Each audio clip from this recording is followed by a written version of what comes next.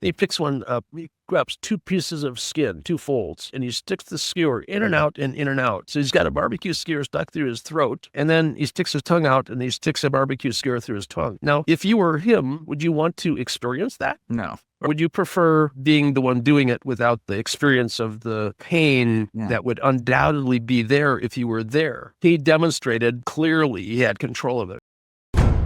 Conscious awareness is great for things, but there's times you might not want to be consciously aware of it. We had Kawakami sitting in a lotus position on a little elevated platform. He had barbecue skewers, not like a surgical point on them. These are just relatively blunt, sharp items. You wouldn't want to get poked with them, but if you got poked, it would be sharp. It wouldn't necessarily expect it to immediately pierce like a needle. And he's got two of them. And they've been sterilized nicely. He rubs his hands, he rubs them on the platform he's on. He picks one up, he grabs two pieces of skin, two folds, and he sticks the skewer in and out and in and out.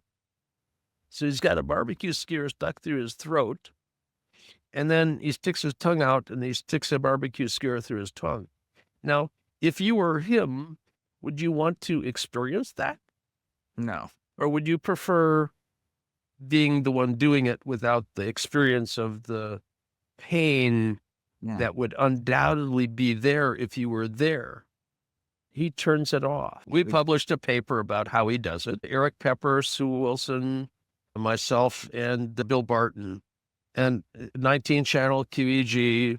He did it with slow cortical potentials. The infraflow that consciousness requires dropped out. It went from electronegative to electropositive off. But if you turn off your somatosensory strip, you can stick stuff through you and you don't feel it. So he was able to more or less consciously choose the area of which he was turning that awareness off. Is that accurate? We saw it with 19, and then on stage, we only had one channel of EEG to display. But they were showing us muscles, electrodermal, his heart rate. Everything was on the image projected onto the wall behind him. So all his physiology was on display, and he just stuck himself with no response. I can whisper in your ear, and there's going to be this crazy, wild swing in the electrodermal response. I can clap next to you about the count of 2, and there's going to be a response. If a clap will get you a response, why wouldn't a stick in the freaking neck do it? He demonstrated clearly he had control of it. Now, it was very embarrassing for me. I get self-conscious about stuff, and that's not a state I like to be in. So we were introduced as I was the one who figured out what it was he did. So he gave me one of those very deep at the waist bows. He had a whole entourage of people with him. Who or what was he? He was a meditation master of some kind? He's the head of Kundalini yoga in Japan and Kawakami. And I don't know if he's still alive. He was 75 at the time, and that was 2005, 2004, or something like that. It was Hasselt, Belgium, the BFE meeting. He was on stage, and off to the right was his translator, Sue Wilson, and Eric Pepper. He was sitting on stage in the middle, and there's a nice picture of him with a barbecue skewer stuck through. Now, the press in Belgium came, they were notified there'd be a demo of this no pain thing, and so they came, and they wanted to see. And they showed him his neck. There's no pre-perforated holes. This isn't a trick I do every other day. And he pulled his tongue out and wagged his tongue at him. They had him on video, and there's no puncture through my tongue already. The skewer going through was really a skewer going through. And he pulls the skewer out. There's 4 holes in his neck, but there's no blood. He was there to do a demonstration of pain regulation. And he learned how to not feel pain the old-fashioned way, being tortured, standing in ice-cold waterfalls, being hit with sticks, the old-fashioned way.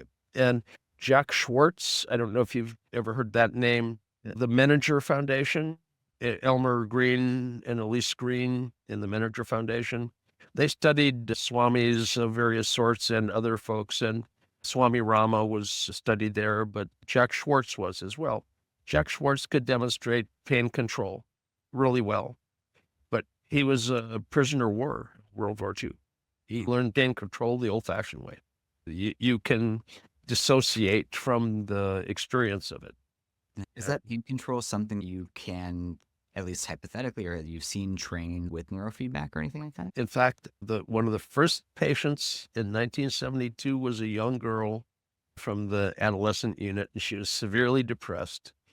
And we do just general physiological screening, and we measured the forearm extensor tension. And forearm extensor is the thing that wiggles your fingers up and down.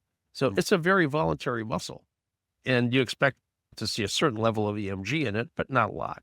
And it was pegging 300 microvolts down to 1, 200, 1, 200, 1. You pretty much got to be doing this. It's the muscle on the back here that's going to be doing this for you. And that's almost what you have to be doing to get that kind of EMG tension. She was sitting there, not apparently moving, and the meter was going wild. I said, "Do you feel that?" She said, "No, I don't feel anything."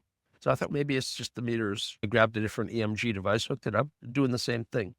And you could have thought, she's just pulling my leg. She's giving me a line. She feels it. She's just messing with the meter.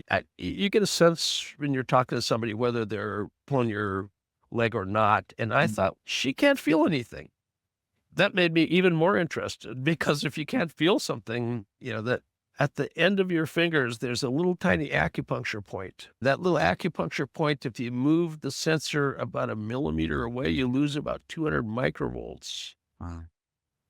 And you can check it with a null detector microvolt meter and spot the acupuncture points. They're electronegative hot spots with respect to a neutral spot on the forearm. Hers were electropositive. She didn't feel anything. And having recently severed those 4 fingers off and had them put back on, I was feeling it. It's minus 40 degrees outside. You know what severed fingers feel like at minus 40? Holy criminy, you stick your hand in a vise and crank it. That's about what it feels like. I'm thinking I'm going to train myself to turn off my acupuncture points on this hand. And first of all, they're not all there when the fingers were removed and put back on. I can pull this one down. There's no extensor tendons on it. But all 4 fingertips were gone. I never did find the tip on this one. That's reconstruction, stainless steel, and some skin graft on the tip. But I learned how to turn off the sensation. And I did that by electrical physiologic mechanism, controlling a DC field potential, and not by some hypnotic thing. But hypnosis can make you not feel something. You can predict whether you're about to be stuck with a pin, if you're going to feel it or not, whether you're inducted with hypnosis, with acupuncture things turning off something, with a brachial nerve bundle block, total anesthesia, somebody knocks you out, you can't feel it, whatever it was that made you not feel it, you can predict whether you're not going to feel it or not by measuring the acupuncture points. Are you there, electronegative, or are you not there? If you're not there, it doesn't matter what you stick.